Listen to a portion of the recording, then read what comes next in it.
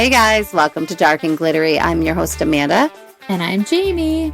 Welcome, Darklings. Let's do this. Welcome to Dark and Glittery. Today we have a super interesting and exciting episode for you with a dear friend. Tonight, we're going to go deep, crime scene deep. Our guest, Bridget, she doesn't just watch true crime, she dissects it. She reads every single court document, tracks every timeline, spots the details that everybody else misses. She is the one friend that you text when a case breaks, and she already has 10, if not more, theories, 3 or 4 timelines, if not more again, and one gut instinct that's probably right, but we might fight her on that tonight. Some people binge Netflix. Bridget binges murder trials. And trust us, she remembers every little fucking thing. She doesn't have amnesia like Jamie. Yeah, she's perfect. So we're cracking open her mind to see what it's really like to live inside the chaos of these real life horror stories. Everything from Kohlberger to your favorite girl, Karen Reed, and all the eerie little corners in between. So if you think you know what drives people to kill, wait until you hear these details, because she's going to remind us that darkness isn't always out there. Sometimes it's just hiding in plain sight, waiting to unveil itself. Hi, guys. So thanks for having me. I am super excited to talk about true crime. It is a little bit cliche at this point because there are so many people that are into the quote unquote true crime. But I do like to get into the crimes that would spark my interest. It's not always the biggest crimes, but they typically do land in the mainstream at one point or another. But they're layered and they're very interesting. So thanks for having me on. Awesome. We're excited to have you as our first guest officially. Well, thank you for coming. Thanks for inviting us into your home. You are a good host. I'm glad you're not vampires. Or killers. Well, the demons did come out of your soul. Is this your first ever podcast? First ever being on a podcast, but I am obsessed with podcasts. Okay. So this is like a dream come true. Oh, perfect. Truly. So look at us making dreams come true. Look at you guys. One day at a time. Dream makers, baby. Dream makers. All right. First things first. What was the first case that hooked you into true crime to start this passion? So I've always had an interest in kind of the darker side and really things that normal people go through that are gory and kind of gross. Which is all, fine. I'm sure there's many people that want to understand other people's minds. We all have that desire to understand the minds of someone that we can't comprehend doing that same thing ourselves. However, mine was much more basic than that, where it really, and this is so not political, but I ended up watching fully from start to finish the Kyle Rittenhouse trial, which was portrayed in the media as something completely different than what it was in the trial. And I think we were all shocked once we saw that kind of play out and the evidence and the witnesses and what the outcome of that trial was, because how it was portrayed by multiple news channels, I guess you could say, was completely different. And I think that's what the first time that it kind of sparked in my mind. Wow, if we didn't video these trials, if we didn't have video and audio, transcripts, all of that, with the evidence shown, you really can portray whatever narrative you want about a suspect or about an alleged criminal. So that was very interesting to me. And that kind of got me down the rabbit hole. So that makes sense because the truth usually lies somewhere in the middle. And I think whatever narrative you want to spin, you can spin. Yep. So I guess that's what really struck me, is that could happen to any of us. This was a normal young man who was not a celebrity. He wasn't a public figure. And it really struck me that you really can be made into whatever the media wants you to be made into. If they want to make you into a villain, they will make you into a villain. If they want to make you into a heroine that they want to really uplift and show as a sympathetic and empathetic figure, they will do that. So it really takes the just normal citizen to look at the actual evidence, and if the trial is publicized, to watch that fully. I mean, there's still people today that will say and reference that trial and think that the evidence and the alleged crimes that were brought against him are completely different than what they were. And it's because they didn't watch the trial. So you really do gain insight when you watch evidence and see it laid out. Which is what we talked about that in the car, is like, well, I'm leaning this way, and I'm wondering if that's because I don't know all the facts. Or if you're going that way because that's what the media is saying. Right. Yeah. So we had talked about that, about one of these cases, about like, well, maybe that's why my opinion is the way that it is, because I haven't dove completely in. And I even think like the documentaries, like whoever is doing those could probably portray it those ways too. I mean, it's interesting. Even that documentary that they did on Netflix recently, that was about the cruise, the girl that like fell off the cruise. Yes, I watched that. Even that one, they said there was a bunch of kind of docu-series on YouTube that came out after the fact that showed all of the evidence that they left out of that. So again, it can really sway. Yeah. It's all about what they show. So you have to have critical thinking going into it. Before we get into any of the big cases, which we're going to get into, we're not going to get into Kyle Rittenhouse, but we are going to get into some others. But before we do that, I'd like to know what actually gets inside your brain when you start digging into these types of cases. Where do you start? Yeah, where do you even begin? So that's a good question, because it can feel overwhelming when you're, especially if it's a case that has hit the national or international media, and there's so much information you can get from it, almost to the point where it's too much information. And with that, the grifters come in with the rabbit holes and the conspiracies, and it becomes kind of seedy. And so you do have to be weary about where you're getting your information when you first start. So with how I begin is I have to know that I'm interested in something. So if it sparks my interest. So I shouldn't probably get my first facts off of Facebook Reels. Yeah. Is that a valid question? Should we be scrolling Reels to understand real life facts? Yes, you can use that if it sparks your interest and you say, okay, I'm interested in this. There's so many, and there's really no rhyme or reason to it. There's cases that are very salacious. There's mystery behind them. And I won't give them a second look. So I'll need to see the details of it, kind of those core details, which maybe you'll only get from a short or a YouTube. You know what I mean? Like you'll only see them quickly and you'll say, oh, I want to look further into that. But yes, don't make your mind up based on that. How are you separating facts from theories? So good question. I think the theories, and again, it goes back to having critical thinking and understanding who you're watching. So to be able to digest a lot of the information on these different trials, if it's at the actual point of a trial, because a lot of the time the crime will occur, media will find out about it, they'll put it into the media, and then we'll get maybe the initial affidavit, the pretrial hearing, just very initial pieces of information. And then we'll wait 2 years. And within that 2-year period, we're getting rabbit holes, conspiracies, theories. There's so much information that comes into that's made up. So you need to know who you're watching that's giving you that information. And on YouTube, there's quite a few people that really do go down those rabbit holes. So just being aware of that. But really, if it's based off of court records, any type of piece of evidence that's put into the public, that's allowed to be put in the public before a trial, then yeah, you can pretty much base an opinion and, your own opinion off of that.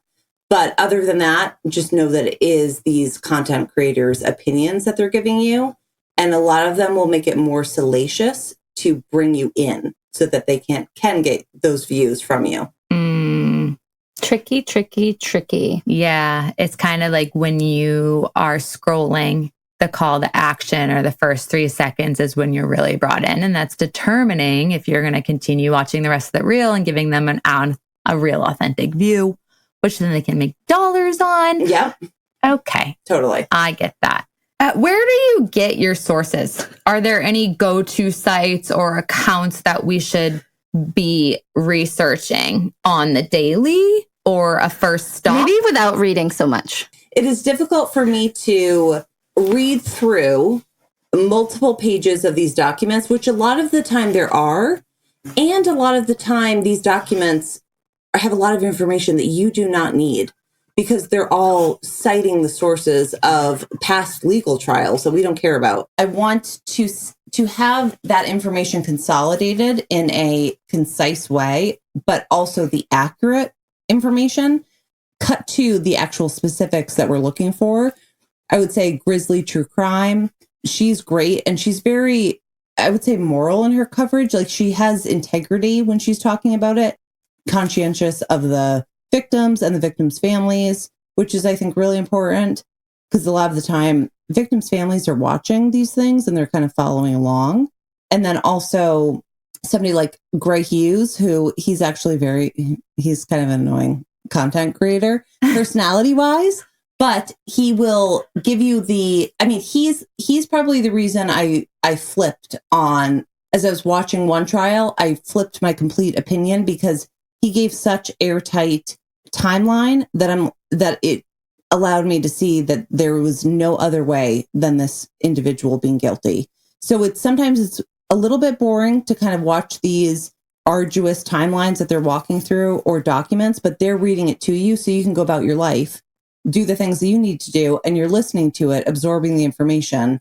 And then you have that information and you can make a skilled opinion on it. And if you want to fact check what they've said, then you can go to the page in the document that they were reading and make sure that they read it to you accurately. But it also saves a lot of time not sifting through page after page of documents. Yeah, I'm not going to read anything, but I'll listen. Yeah. Totally. Yeah, that seems, I don't know how you find the time for it, but also what types of cases drive you to care more? How does it lure you in to say, yeah, I'm committing to this and I'm going to read all I can, research all I can, and formulate my own opinion? I don't love child crime. I find that very difficult to watch. So if it's like a mother committing a crime, but when it comes to kind of a Koberger case or a Richard Allen or that type of agenda where it's a stranger affecting so many other people from that one action, that's kind of what sparks my interest. It's like, what led you to change your life? You were totally, quote unquote, normal up until that point, and then you just flipped. And I'm sure they weren't normal. I'm sure they had demons that they were battling. You see it in the evidence that a lot of these, some of them alleged criminals at this point, some of them convicted. So we can say that they did, do these crimes. But you see in the evidence that they kind of follow the same behavioral pattern where they have very, I would say, standard addictions, but also dark addictions that go into leading them down a path where they're escalating. And then they look to the outside world, totally normal, and somebody that you wouldn't even look twice at. And then they end up impacting so many people within family after family.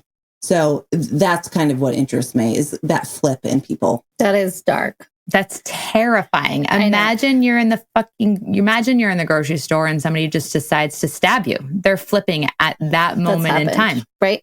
I feel like I constantly have plans. Like if I'm at a concert, I got to know where my exits are. Yes. Yeah. Yes. That's what I mean. Yes. I'm thinking about it all the time because I think the media is how the media can portray things now versus back then. Oh, they did it back then though, too.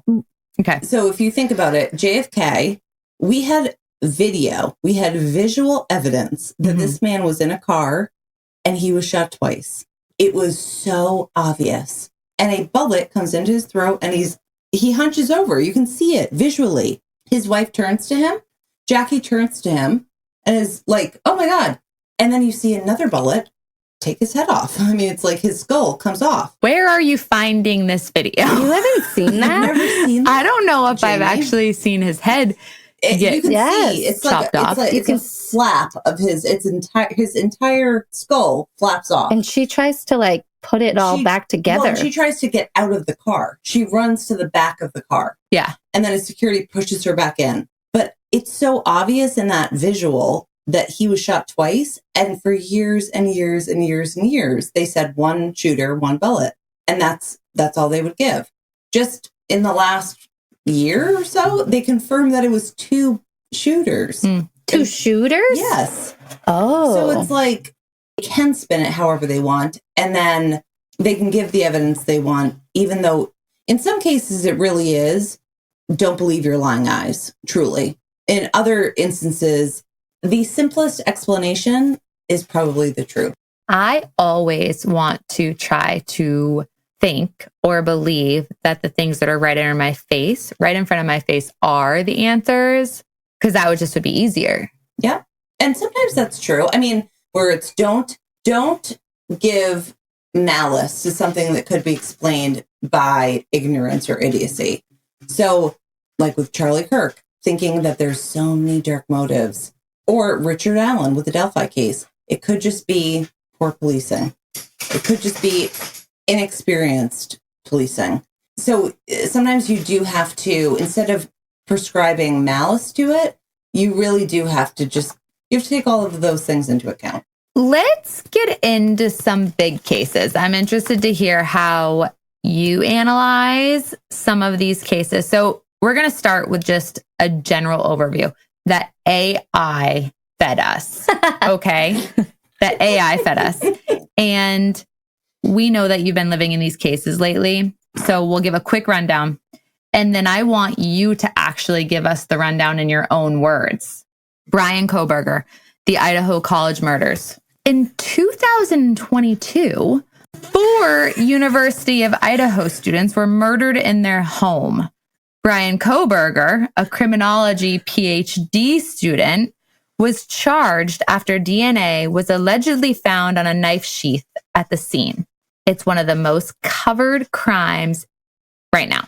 My synopsis of this is the guy's crazy. Have you seen his eyeballs? I would like to look back at his school photos because I bet his eyeballs were the same in 2nd grade. Anyways, that's my rundown. Great. What's yours?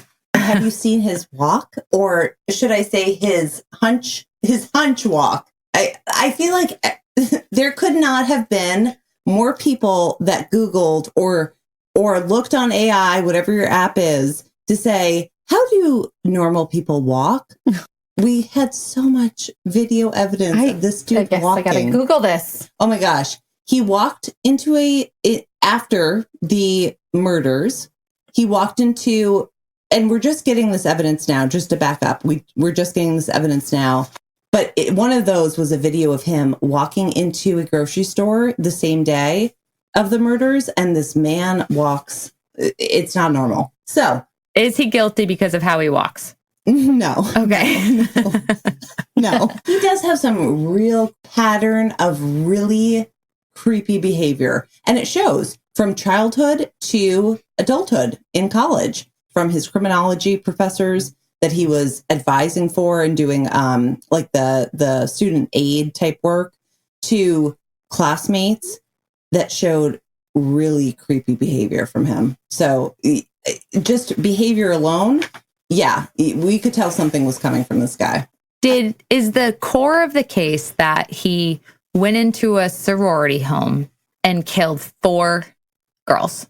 It was an off-campus home that had been rented by 4 girls at the time.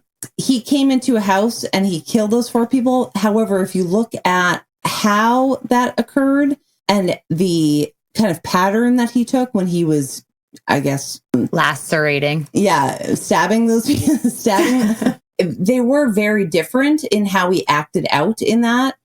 So I personally, and it's my personal opinion, but it's also, I've seen it kind of backed up by a lot of theories that I've seen as well, that he went in from stalking either 1 or 2 of the individuals in the home, went in with a plan to kill maybe 1 of them, and it turned into 4 quadruple murders, because I think one of them ran upstairs, maybe came in after he had killed the two women in the bed, and then he chased them down, followed her into the bedroom, and ended up killing her as well as her boyfriend. Mm-hmm. So I don't think he ever intended it to be this quadruple murder. Mm-hmm.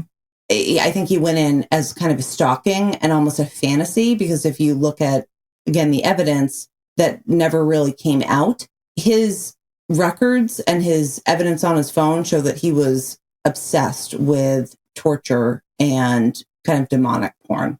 Whoa. Yeah, it was creepy. He was a creepy guy. Demonic porn. And also what is that? And We don't want to also, he had his mom and dad in his phone as mother and father, and he also addressed them in text as hello, father. Do you know where mother is? Like, this is a weird dude. Yeah.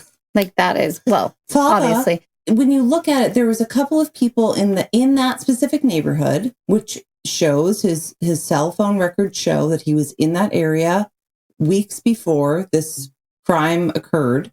And there's also evidence that there was one woman who felt like somebody had come into her home. She felt like somebody was trying to break in.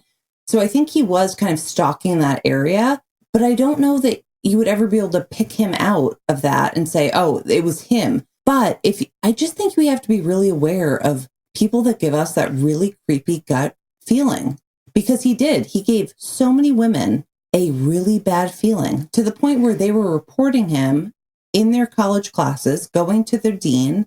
I'm scared to leave school when he's around. He's scaring me. And not only that, but he was so belittling to so many women at the school, and it was a pattern. So I think when you take those as a kind of a totality, he had been fired after given a second chance, which he then destroyed because of his behavior. So then he was let go. And because of that, he was losing his scholarship. So these things show red flag. That's a red flag. Red flag. Yeah. Are we upset that we're not going to trial? I think initially, yes. It was because it was such a buildup. These were really good kids, and they weren't doing anything. So it really hit the nation because it was such a vulnerable moment where you think of sending your kids off, and even Ethan's parents spoke about, we've done it. Hallelujah. And then their son is murdered. And it just really struck us, because who would expect your child to be murdered in their own bed at college? And it really amped up. I think because of all of that buildup, and then take a plea deal was shocking. But I do think in retrospect, hearing the prosecutor talk about it now, I'm personally glad that they did that. I don't think it was the right prosecutorial team in place to get the job done. I think it was weak. And I do think that we needed to just make sure that he was locked up for life. Brian Kohberger, guilty. Guilty, 100%. I was watching a show, and it did say that psycho killers. Psycho killer. The pupils are so dilated. Yes, the pupils are so Totally. dilated, and their eyes, like, they don't blink. Yeah. And there's something about it. It's something that's common between these murderers. That's some study that was done. And his walk. Guilty. Guilty, bitch. So Charlie Kirk was killed, allegedly, by Tyler Robinson, has now spiraled into a right-wing conspiracy theories. I thought it was an open and closed shut case, pretty much.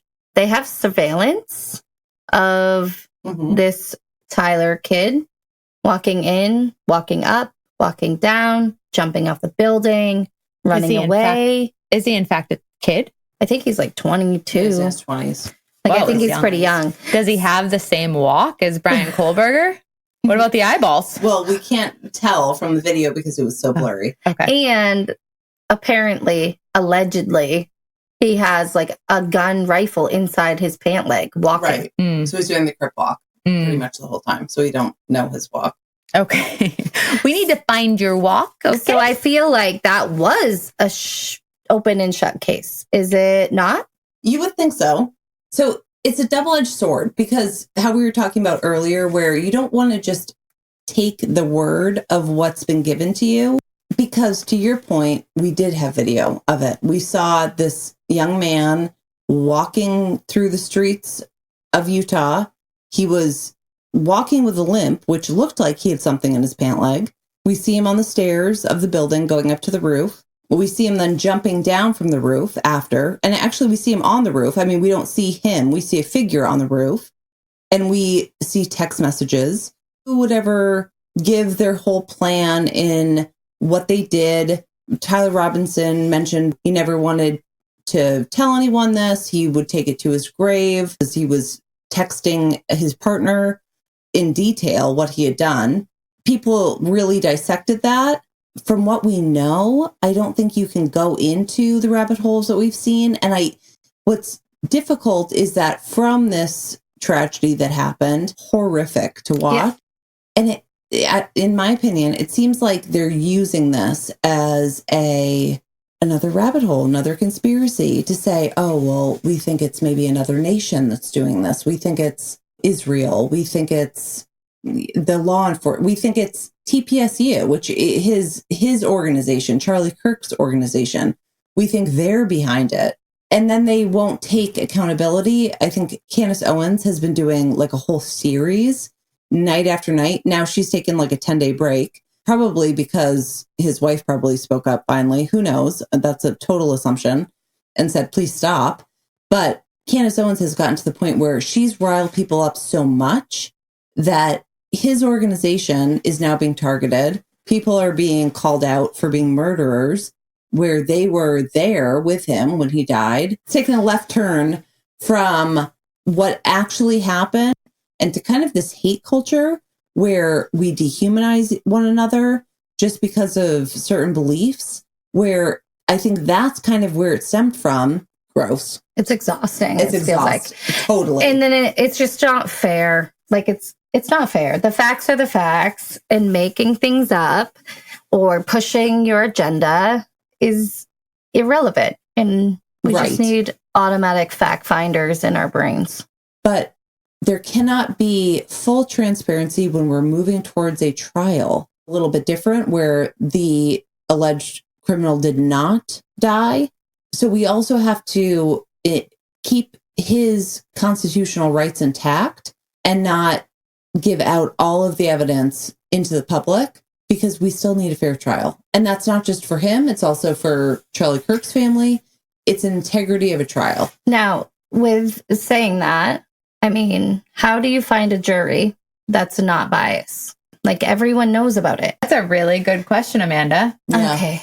Well, I think that goes to not giving out all of the information. Allow the jury to be the fact finders and to look at the evidence given to them and to compare the evidence with the law. But if you give out all of the information up front, then you do bias a potential jury that the public is interested in or needs, but not giving out too much where it could bias a jury. To be on a jury, though, don't you have to know nothing about the case? No. You can know. Do you have to act as though you know nothing? No. Because it's not, especially in this day and age with social media and with coverage, it's just not. Yeah. There's no way that people would be able to, we wouldn't find a jury. Right. But you have to show the prosecution and the defense that you are open-minded and that you can follow the letter of the law, and that I'd be horrible at this. I would also be really bad at that. I've actually been given, what do you call that? Court duty? Oh, jury duty? Jury duty.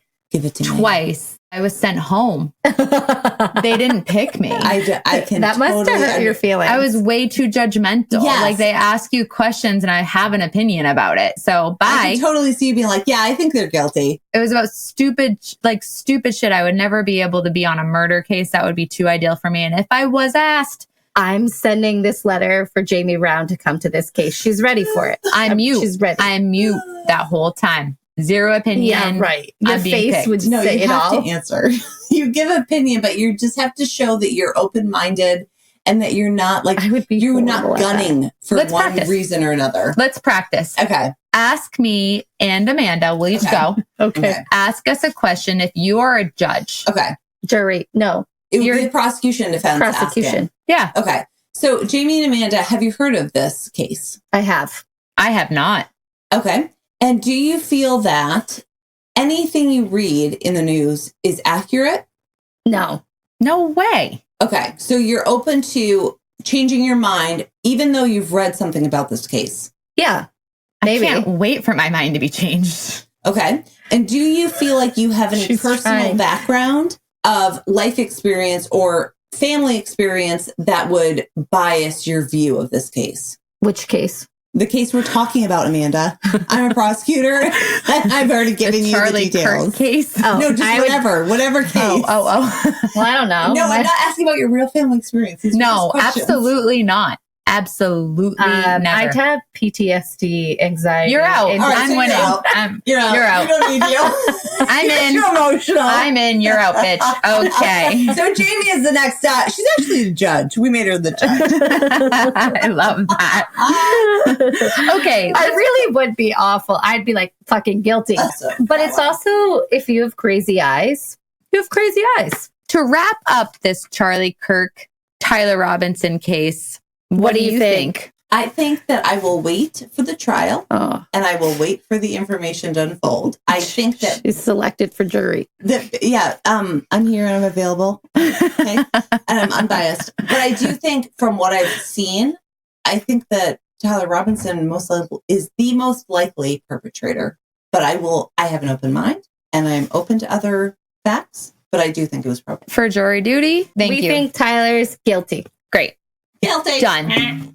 Last case we're going to talk about. This might be the most emotional one out of all of them. Which one? Because Lindsey. we are all moms Oh, we're Ooh, going with there. children. Hurts the heart. We're going into Lindsey Clancy, okay? Lindsey Clancy case. Massachusetts mom accused of killing her 3 kids, raising debate about postpartum psychosis and criminal accountability. Not just killing her 3 kids, killing her 3 young Babies. kids, little young kids. In what city did she live in? This was a really nice suburb. Yeah. it was Wealthy like dollars. something Darbury or like Duxbury. Duxbury. Yes. So this is a strange case because typically you would see a case, especially this type of case where it's a mom that has been violent, extremely violent against her own 3 children, little kids, like you said.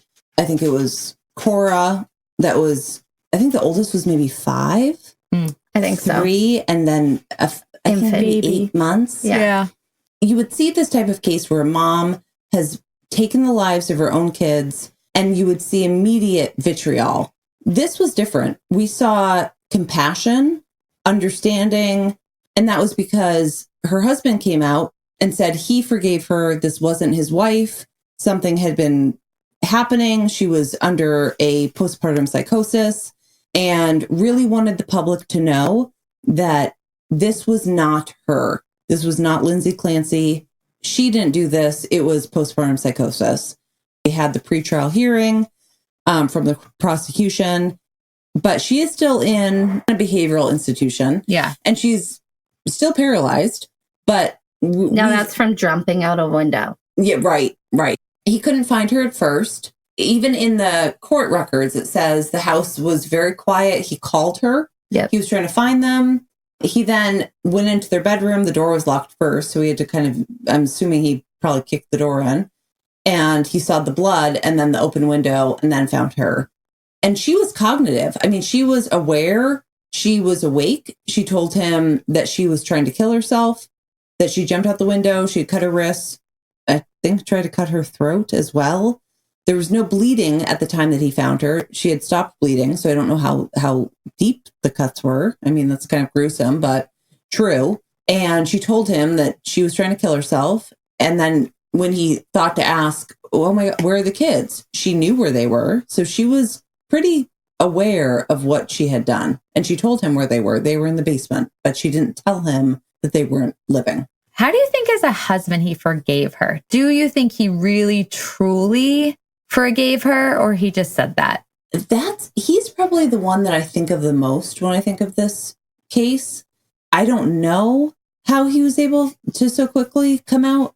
I try and see it as though, okay, I'm listening to somebody who knows her the best and give that some weight. But it is difficult for me, the premeditation that she put into this. You're a mom. Yeah. You're a mom. Well, there was like searches, right? And then she knew how long he was out of the house for and things like that. So like, is it psychosis? Because I feel like psychosis would be like a moment or moments like here and there.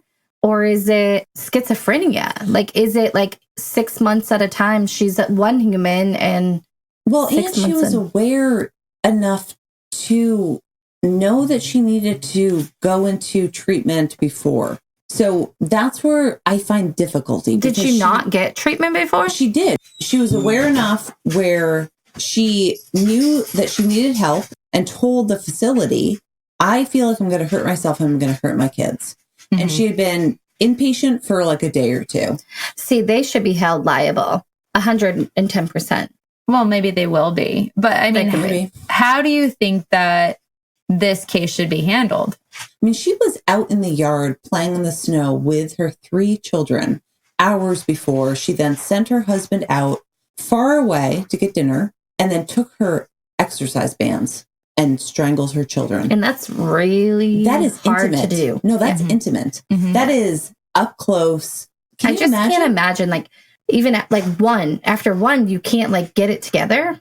Like that's come to right. Like totally what I'm doing is wrong. I mean, that's where I'm like, that takes incentive, that takes energy, that takes awareness of what you're doing. You're going you're bringing them down to your husband's office and you're going 1, 2, 3, and you're seeing, and then I think of these little kids, they're seeing their siblings and then they're wondering why their mother is doing this to them. Right. That's what is so sick to me. It's twisted. And although I feel compassion for her because she knew that she needed help once, she should have known that she needed help that time. And I do think that she should be prosecuted to the full extent.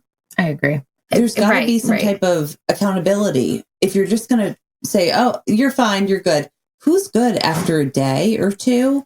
After you've said, I feel like I'm going to hurt my kids. Yeah. That's big. That takes a lot for a mom to say, I'm going to hurt my kids. Yeah. For them to say that and to let her go after a day or two, even convincing her, like, you're good, you can go. They should be held accountable in some way because they're the professionals. Yeah. She went for help. Right. The system's coming for you, doctors. To wrap up this episode with the one and only Bridget, give us some facts. And then we need to figure out who the murderer is based on what you're giving us for information. We have a mom who's the young girl's mom. We have and the girl is maybe 20. We have a mom that's 40. The 20-year-old's boyfriend, 30. And then a stepdad who's 50. Okay. So these are the players.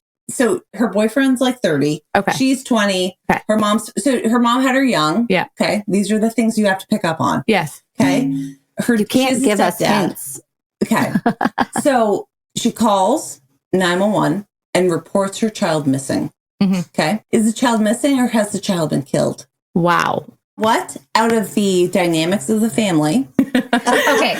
Daughter is 20. Mom is 40. Stepdad is 50. Boyfriend is a little bit older 30. Of the daughter. 10-year differences, so they're all dead, actually.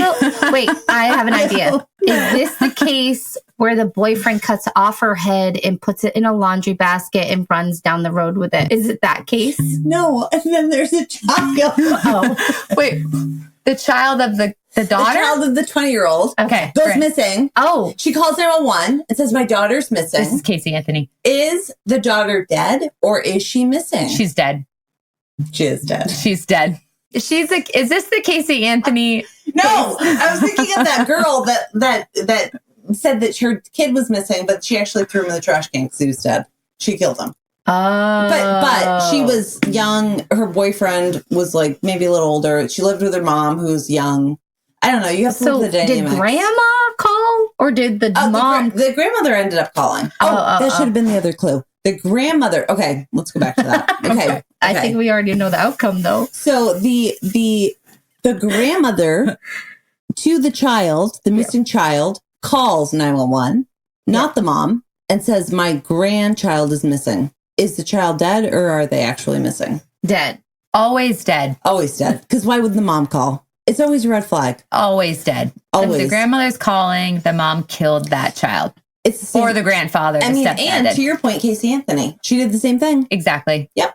Yeah, that was. Yep. Do you think Casey Anthony did it? Yes. You do? Totally. Do you? Yeah. The evidence points to she did not.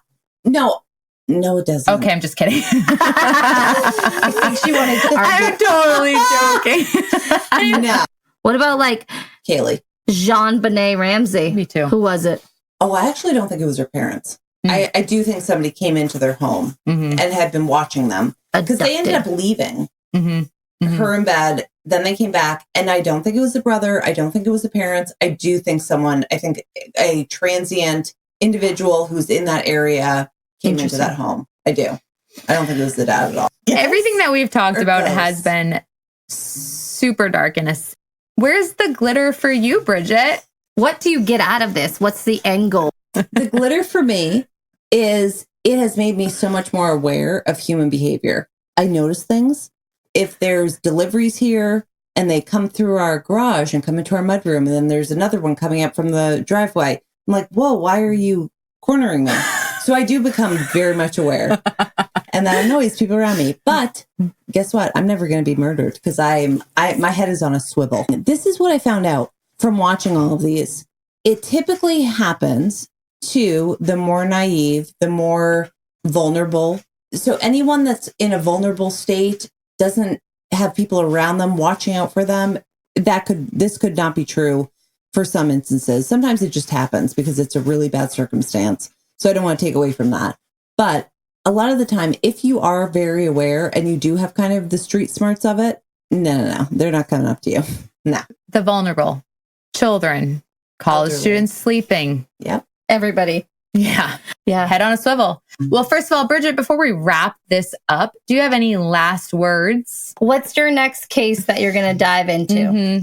Well, I have been following. There's been a young kind of emerging talent from, I think he was on TikTok, this guy named David, he spells his name like D4VID, but he pronounces it David, and his real name is David.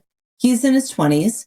He was dating a girl who he either started talking to her or dating her when she was probably 12 and he was like 17. And she ended up in the trunk of his Tesla and only her torso was there. Holy. Yeah. So I'm following that. It's actually a very big case. Her name is Celeste. And we're trying to figure out what happened to her. How did she end up in his trunk? He hasn't been arrested. He's still free. We're trying to figure it out. Yeah, trying to figure it out. We're going to figure this out before they do. Yeah. So we'll see where that goes. Okay. Yeah. I mean, I love that it's a TikTok case. Okay, Jamie's into it. TikTok's on the case. I'm going home and I'm researching D4ID. Well, Bridget, thank you for joining us for episode 3 and all your true crime. It always makes you get the answers, but most of the time it just leaves you with more questions. And Bridget finds those answers for us. Oh my gosh, the stuff that she digs into, the cases, the evidence, the little details. Wow, it is dark. But somewhere in that mess, there is a bit of truth. And maybe that's the glitter, the thing that keeps us hooked. The glitter, or maybe it's the little part of us that doesn't want to look away because deep down, we all wonder how close we are to the edge. That is so psycho. But this is dark and glittery. The truth is darker than you think. But sometimes it still shines. See you next time. Bye-bye. We will haunt your feed every week, but only if you subscribe. Join the squad. Like, rate, and follow and tell your glitter-loving friends. Peace! Bye!